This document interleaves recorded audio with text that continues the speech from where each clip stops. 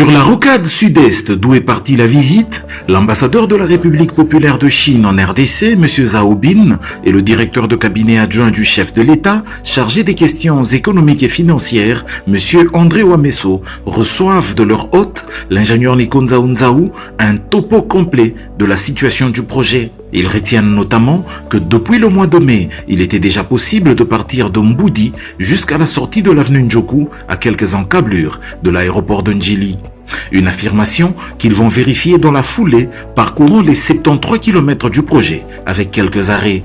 Sur l'avenue Njoku, ils apprécient les efforts en cours pour la maîtrise des immenses érosions qui rongent la zone. Toujours sur cette rocade sud-est, deux importants passages sous route sont en cours de réalisation. Il s'agit d'un grand dallo OPK 28 et d'un pont OPK 18. Les deux ouvrages vont permettre la connexion des différentes parties de ce tracé qui a déjà par endroits reçu le rechargement de la couche de base.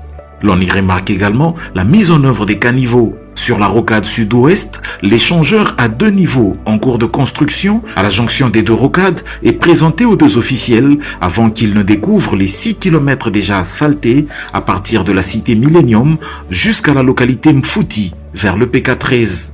Il remarque également les immenses talus stabilisés et recouverts d'épais maçonnés à hauteur du PK15.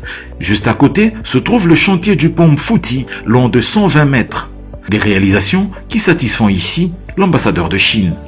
J'ai été vivement impressionné par l'avancement des travaux et j'ai encouragé les entreprises chinoises qui sont prises en charge de la construction de faire avancer plus vite que possible les travaux en assurant bien sûr la qualité des travaux pour faire bénéficier cette belle route à la population de Kinshasa et au peuple congolais en général dans du bref délai.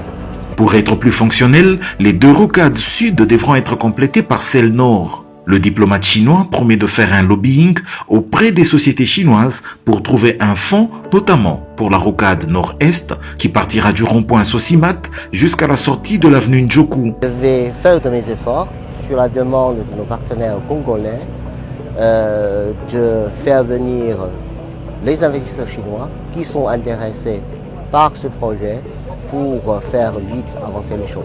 Pour que cette route soit effectivement livrée comme prévu à la fin de l'année 2027, il faudra opérer le plus rapidement possible les expropriations prévues. La commission qui y travaille annonce que d'ici fin juillet, le paiement des premiers expropriés pourra commencer. Les espaces concernés sont localisés à Mbudi, Lutendele, Mfouti, Ngombi, Ngutiabaka et Mitendi pour la rocade sud-ouest, Matumpu, Mangala, Mangala Bobo et Biseka pour la rocade sud-est.